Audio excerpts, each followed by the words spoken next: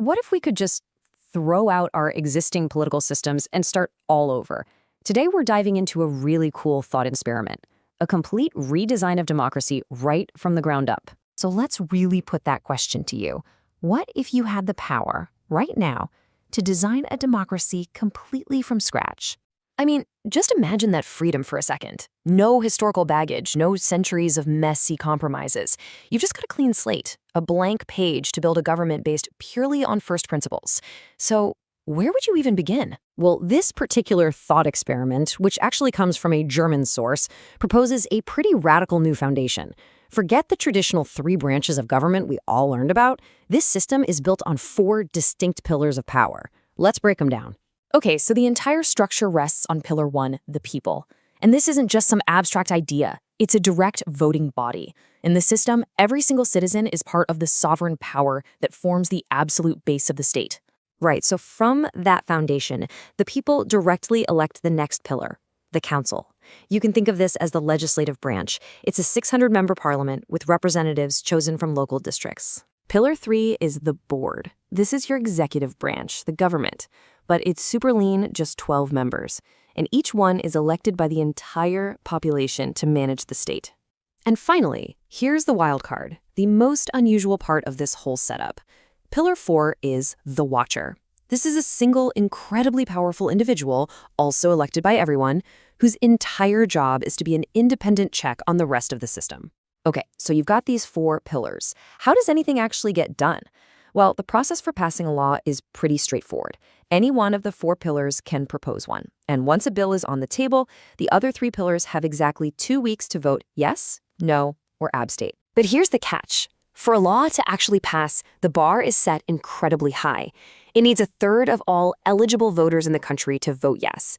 It needs a 2/3 supermajority in the council. It needs unanimous agreement from all 12 members of the board. And of course, the Watch's vote. This system is clearly designed to make sure only the most widely supported laws ever see the light of day. Now, for a system like this to be so responsive, it needs a whole new kind of engine. So how does it all work in practice?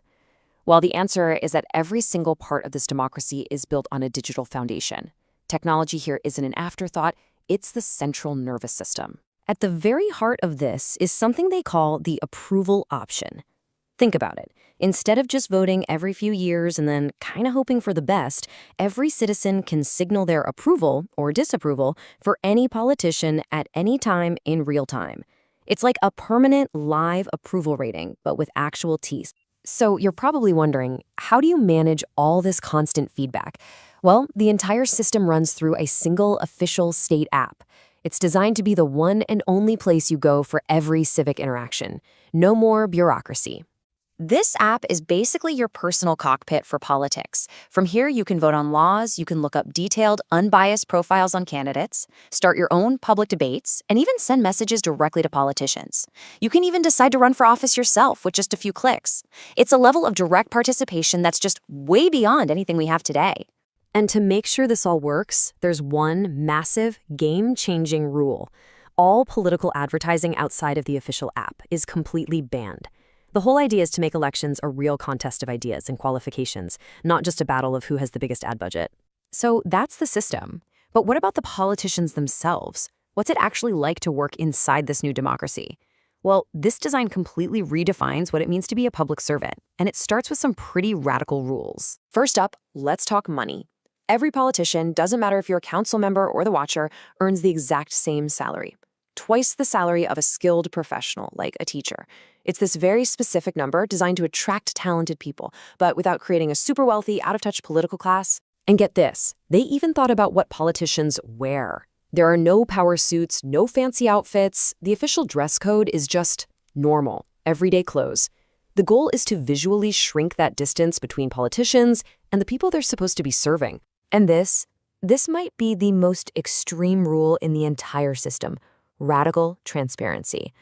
Imagine if every single official email, every chat, every phone call a politician makes was automatically logged and made public for every citizen to see in the app. In a system like this, there are no backroom deals because, well, there are no back rooms.